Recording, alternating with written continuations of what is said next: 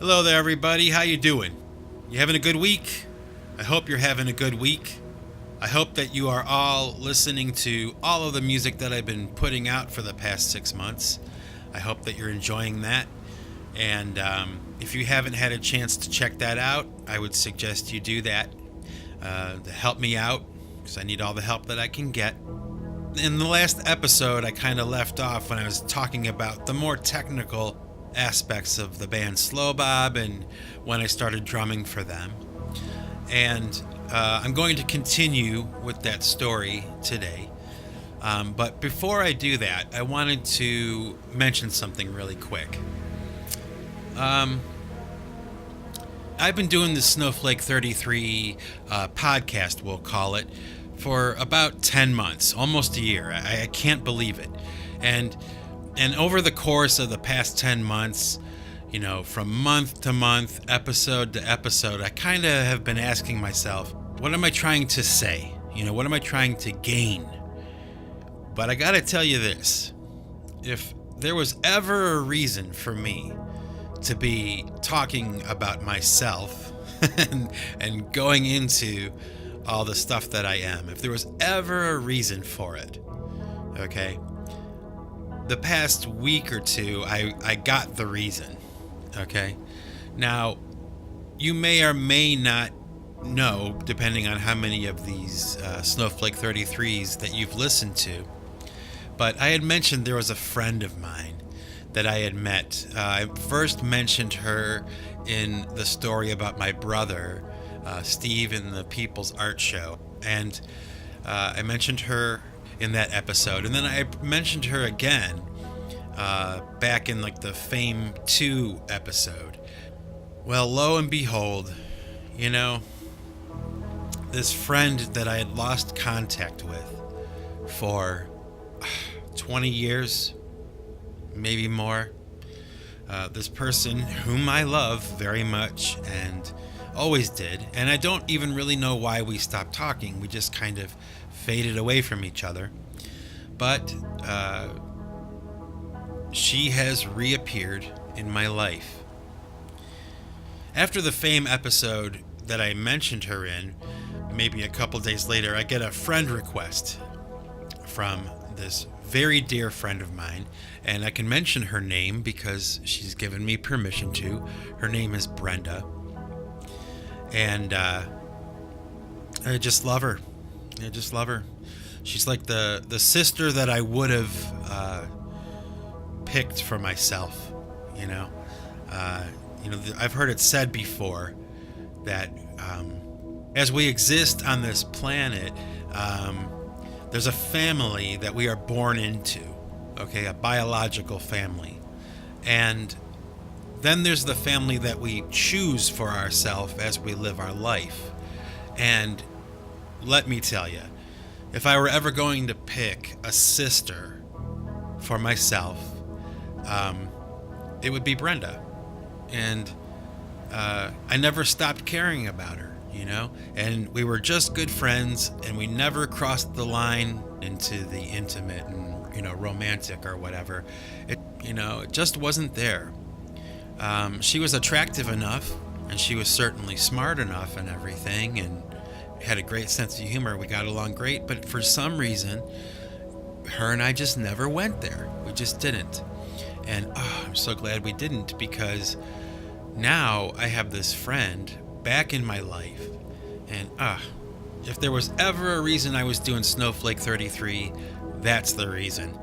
That's reason enough for me. So, Brenda, I know that you're listening to this, and I love you, baby. I love you. Always have, always will. So, there's so much there. This woman was integral in my life. When it came to music and loving music and enjoying it, like a delicacy, she really kind of taught me how. Okay? So, Brenda, love ya. Okay, there was another thing that I wanted to mention. Oh, yeah. Okay, I wanted to mention there was that span of time when Thumper Incorporated had broken up, and Pipe Choir was doing the live thing, and it was like right before Slo Bob started.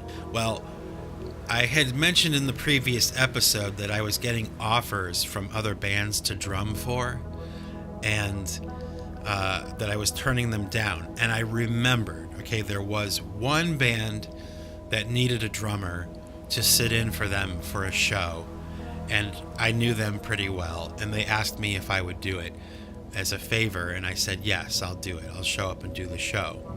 Now, there's a couple of reasons why I'm bringing this up. One, to correct my prior mistake, saying that I didn't say yes to anyone else. I did. And the band that I said yes to was called Marinated Anus. That was the name of the band. They were a punk rock band that a friend of mine had started. And he was just a hilarious dude and really, really funny. And, he had a band, and they were called Marinated Anus, and they needed a drummer. So I said that I would sit in for them.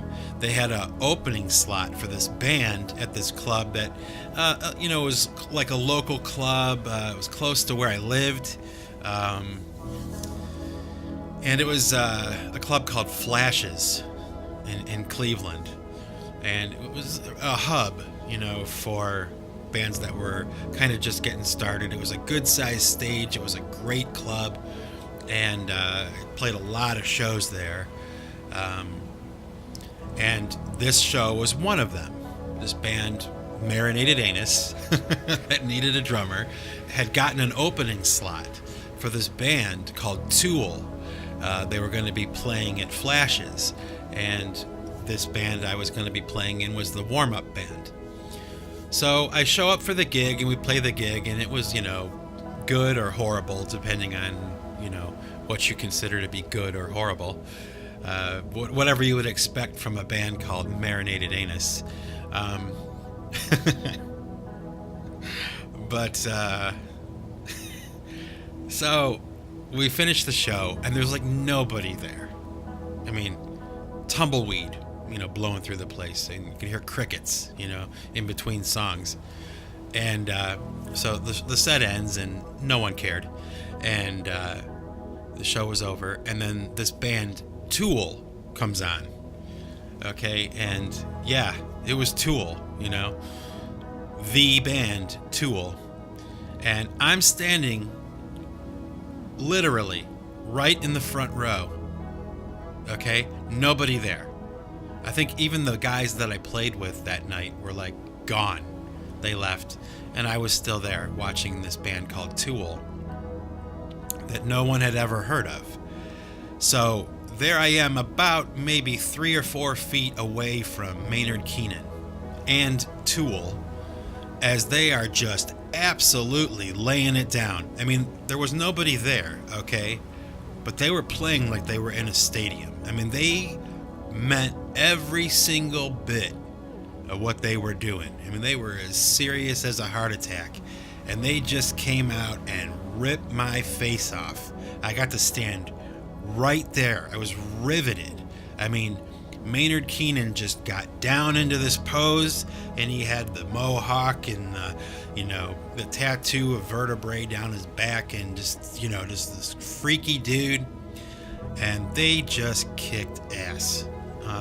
So that's why I wanted to mention it, because actually I've been tuning into Tool a lot lately, kind of listening to them again and remembering how awesome they are as a band. I mean, they just are they're so good they bum me out, If you're a musician and you ever think you're doing anything good, listen to a Tool album and it'll put you right back to where you should be, okay? They're good for that, if not anything else. But, so that's why I wanted to mention it. And because I remembered, my memory isn't always so great, but every once in a while I get it right. Okay, so having talked about all that stuff, Now I'm going to continue the talk about fame and all that stuff, and I should call it anything but fame. Um, and, like I said, I left off with Slo Bob, explaining kind of like when we first hooked up as a band and how the social dynamic of the band was working and stuff, even from the beginning. Okay? But today, what I want to talk about, as far as Slo Bob is concerned, I want to talk about the creativity that we had as a band. Okay? And not so much just in the realm of the actual music, but just in the attitude and our approach to this band as like an entity that we were applying our collective energy to. Okay? I mean, I just learned volumes from these guys. It's been, 20 years since I was in Slo Bob, and I still talk about that band to my wife anyway, like all the time. 20 years later, I'm still unpacking a lot of what shook down when I was in that band. I mean, the impact of it was just so intense on my life. It changed me on a molecular level. I mean, it really did. And I'll explain to you how and why. I already told you about, as far as being a drummer was concerned, just being in a band with this guitar player, drummer, singer guy from Slo Bob. I mean, he just, he erased almost everything I knew, and we started over and rewrote a whole new book on, how I was going to be drumming for the rest of my life. And he was probably the only real drum teacher I ever had, or the closest thing to it. Okay.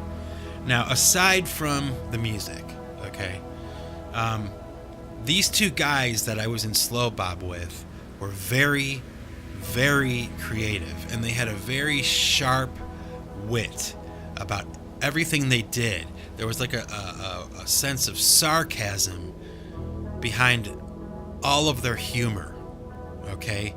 And it was very clever and high-minded and really funny. I mean, it was really funny. And some examples that I can give you, okay? The first one that comes to mind that I will tell you about is our publicity photo. Now, for all you millennials out there, a long time ago, back in the good old days, when a band was promoting itself, there were like 3 things you needed to promote your band. It was kind of a standard requirement. You needed to have a cassette tape or a CD of your music. You had to have a bio of the band, and you had to have a photograph of the band, especially if you were trying to get some like press on your band or on a show that was coming up. Those 3 things were very important to getting any kind of response from the news media or from club owners when you're trying to get a gig, or anybody that you would be interested in dealing with as a band. You needed this package. They called it a press kit, and you would put it all in an envelope and you would hand it to the person that you were, seeking to get some kind of service from. Okay? Well, by the time we were arriving at the point where we needed to make our press kit, we had a very sarcastic and cynical view of those kinds of things. Having done it for so long, I mean, each one of us had in the various bands we had been in. Now we were grown men. We were still making music and doing the band thing. So we were just very cynical about the whole thing.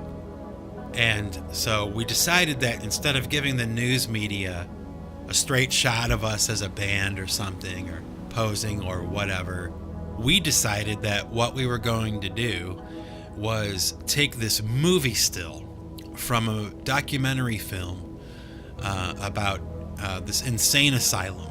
It was a special documentary for like PBS or something, okay? And it featured, footage of these inmates of this institution, and somehow our guitar player singer, who also was a very notable contemporary artist in our area. He got a hold of this movie still from this documentary, and we decided that we would use that as our publicity photo.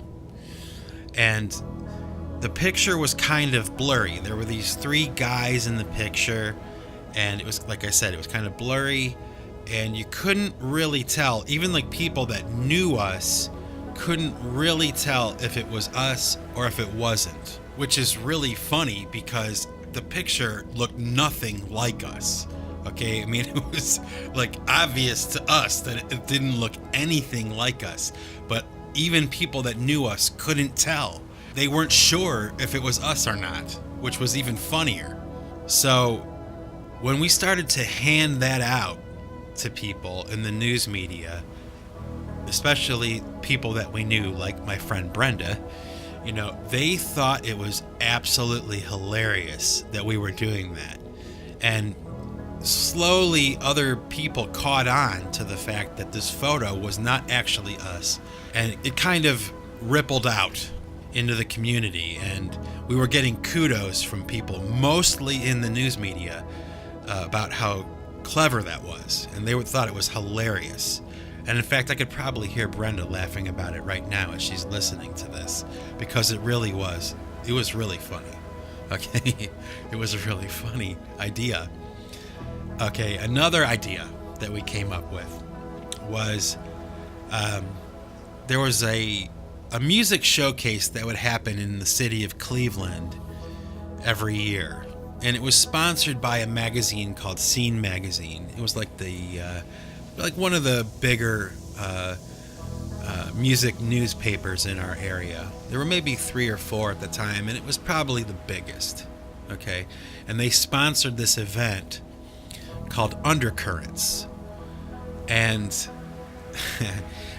Undercurrents had kind of earned this reputation over maybe the course of like a 5-year period, that it was really kind of bought and sold. Like, it really wasn't about how good your band was. You know, getting selected for an Undercurrents showcase, you know, was not based on how good your band was. It was based on who you knew, and you know, it was unfair and therefore not to be taken too seriously. And of course, you know, it was the city of Cleveland. It wasn't like New York City or something. So it was, you know, small potatoes. But, you know, it was a showcase. Record companies would, you know, show up, A&R people, and they would watch the bands play or whatever. But for the most part, on the street with the bands that were, you know, really doing something and trying to make it, they didn't take it too seriously. And Slo Bob certainly did not take it seriously at all. I mean, all 3 of us were so jaded about it at that point that we were like, you know, we will do anything but Undercurrents. But having said that, okay, what we did decide to do, instead of boycotting Undercurrents like all the other bands were doing that we knew, we decided that we would actually put it to the test. And it was hilarious, okay? Listen to this. Okay, we decided that we were going to try to get into Undercurrents, but we weren't going to just submit one press kit for Slo Bob. What we were going to actually do was make up 2 other bands, 2 fake bands, all the same music, different band member names on each bio, a different photograph for each band, and a different band name. And we would submit the same music 3 times to this committee. And there was Slo Bob. We submitted a straight up press kit. The other name we came up with was Castrate, and the third band was called Nurse Ratchet. Now, Slo Bob didn't get picked to play, and Nurse Ratchet didn't get picked to play, but Castrate did get picked to play. And as soon as we got, you know, notified that we were going to be playing Undercurrents under the name Castrate, we laughed so hard. Like, it was so funny. Okay, not just to us, but to all the people that were like in our circle. You know, it was just so funny that we actually had done that. So, you know, we did play the show at Undercurrents under the name Castrate, and it was hilarious. I mean, all the people that were there to see the show, and it was a pretty good sized crowd in a pretty good sized club. They all pretty much knew who we were. They pretty much knew the deal, that this was all just a fluke. Like, we weren't even called Castrate. You know, we're Slo Bob, but we're playing under this ridiculous name, under these ridiculous circumstances, at this ridiculous music conference, this joke. And I can remember playing the show, you know, and just kind of like, as soon as we got to the club and to start loading in and everything, the people were just laughing. You know, it was just, anybody who was in on the joke was just laughing every time we looked at each other, you know, because we all knew exactly what we were doing. It was hilarious. And as we played the show, I remember it was like with each song, it got funnier, you know? So by the end of the show, we were like, you know, almost barely able to play, you know, because we were laughing so hard. Everybody in the crowd knew, and they were laughing and we were laughing. And you know, after the show was over, it was still funny. It was actually even funnier. Like, it rippled out into the community that we had done that, and we were just getting pats on the back and kudos from all these other bands that, you know, had been screwed over or, you know, completely ignored by this unfair and, you know, ridiculous music conference that they were having. And so there you go. And there's a story. It's a true story. And again, Brenda, I'm telling you, I can feel you laughing, because I know you remember. You're a witness. You were there. Okay, so, and you know, so that would be like how I would demonstrate this sense of cleverness that these guys had. So now I'm going to talk to you a little bit more, as far as Slo Bob is concerned, about where things kind of went after that. Okay. Now, I did mention to you we had a press kit. You know, we had a bio, we had the photo, and we had a cassette tape that we had been handing out. It was a cassette tape that we had recorded with a friend of ours. You know, he brought his gear down to our studio, and we recorded all the songs, you know. A working, functional demo tape to be handing out to clubs and everything. And it served its purpose. I mean, we did get a lot of shows from it. We managed to establish a pretty good foothold in our music scene with that little demo tape and playing really good shows. But it became very clear that if we wanted to go any further than we already had, we were going to need a very good sounding recording. The decision came, you know, to finally have a professional recording made. So the guys that were in Slo Bob, the other two members of Slo Bob, when they were in Preferable Sect, the band prior to Slo Bob, they had recorded at this studio called Mars Recording Studio in Streetsboro, Ohio. And it's like a suburb of like Akron, where LeBron James is from, you know. And Mars Recording Studio is, if it's not the best recording studio in the state of Ohio, it's certainly one of the best recording studios in Ohio. A lot of very notable bands have recorded there. A lot of international bands have recorded there. Just to name a few, I know Mushroomhead has recorded. If they haven't recorded all of their material there, they've recorded most of it there. There's a band called Integrity. They recorded there. Craw, Trouble recorded there. I mean, the list is long. If I really thought about it, I could go on for hours about who's recorded there. Anyway, it's a really great studio, and so when it came time for us to record our CD, we decided that, we were going to record it at Mars. Now, this was a really big deal to me, okay, because I was a big fan of the group Integrity, and I remember when I was in Thumper, listening to our recording that we had done and listening to the recording that Integrity had done at that same time and trying to figure out why theirs sounded so much better than ours did. And it was before I knew anything about recording, and the reason was because at Mars they recorded on 2-inch tape. And so this would be my first experience recording onto 2-inch tape and, recording at Mars, this studio that I had, since I was a young kid. I was like, will I ever get to record there? It was like a dream to record at Mars. And so the date was booked. The time was booked. I got us an investor. A close friend of mine invested the money into it to get us into the studio. We were scheduled in, and preparation began, immediately for our visit to the studio. And so, Mars Recording Studio, the guy who runs the studio, he owns it.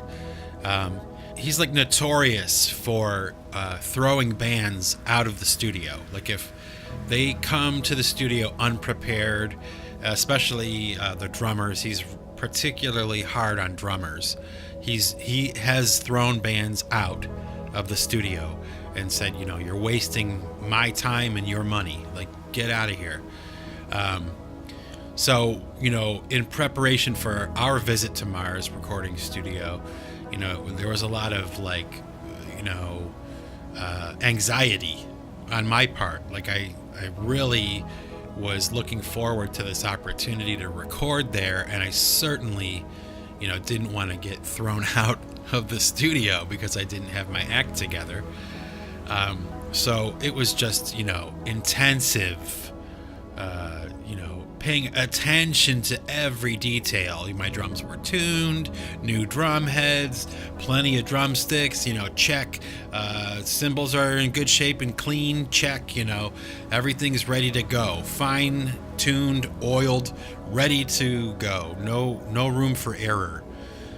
Nothing overlooked, So we show up in the studio, and we got there probably, maybe about 7 o'clock, 8 in the morning, and we started to load in and set up. We got everything ready to go, and so we had to do a line check, like a test run to make sure that the microphones were all doing what they needed to do, if anything needed to be adjusted, whatever.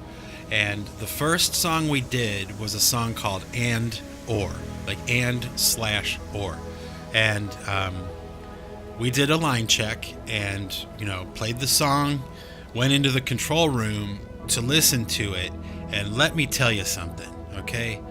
I had played that song 1,000 times, if not 1,000,000 times, And when he pressed play in that control room on what we had just done in the room next door, okay? It was like the first time I ever heard the song. I mean, I could not believe how good it sounded and how different it sounded than what we had just done in that room. It was like a real recording, a real band, and I'll never forget it as long as I live. I'll never forget it. It was a revelation, and that was the first take. And that's the take that made it to the record. Check one song off the list. Done. And about 8 hours later, we had tracked the entire album. Pretty much one take per song, with the exception of maybe one song, that we had to redo or something. But we had it down so tight that it went just like clockwork. And by the time the sessions were over, I think we were there for about 3 days. The first day was primary tracking. The second day was overdubs, guitar overdubs, vocals, and then the third day we mixed it down, and it was done. And the recording came out so well, and the process was so smooth that we never had it mastered. I mean, the mix was so balanced and so even from song to song, so consistent that we never mastered it. And that recording came out so well, in fact, that it became like the demo reel for Mars Recording Studio. Like when a new customer would come to his studio to check out the facilities, he would hand them the Slo Bob CD and say, "Here, listen to this. This is what we're capable of here at Mars." I'm not kidding. It's probably still on the wall in the studio. I'm not sure. It's been years, but I would not be surprised if it's still one of the CDs that he would hand to people to say, "Listen, this is what we're capable of." So like now it was like we had this excellent recording, and not only did I get to fulfill the dream of recording at Mars, okay, and not only did I not get thrown out of the studio, but the owner of the studio actually started to give me studio work. Okay, which was like unbelievable. Okay, unbelievable. Like he actually started to drop my name for session work at the studio, and that was awesome. You know, it was like unbelievable. You know, but not only that. Okay, but right around that same time, the band Integrity, that band that I had mentioned earlier, they were going to be recording a new album. It was going to be called Seasons in the Size of Days, and they needed a drummer, and I was the guy they called to be the drummer for Integrity. And let me tell you, it was unbelievable. What an unbelievable offer, okay? Because I really liked that band, and what can I say? I mean, it was a huge opportunity. I mean, they were an international band. It was a huge leap forward for me in my career, or it would have been, okay? But ultimately, it was not such a good thing, because when I mentioned to the guys in Slo Bob that, I was entertaining the idea of drumming for Integrity, whoa, man, that was a game changer for Slo Bob, let me tell you. It did not go over well, and honestly, from that point forward, things in Slo Bob were never the same again. Okay, and I understand why. I do. But I was not accepting the offer. I was just entertaining the idea of drumming for Integrity, and that would have meant, going in the studio, doing the album, and then doing a tour with them. And ultimately, through several conversations with the lead singer of Integrity and myself, we both kind of came to the conclusion that I probably wasn't a very good fit.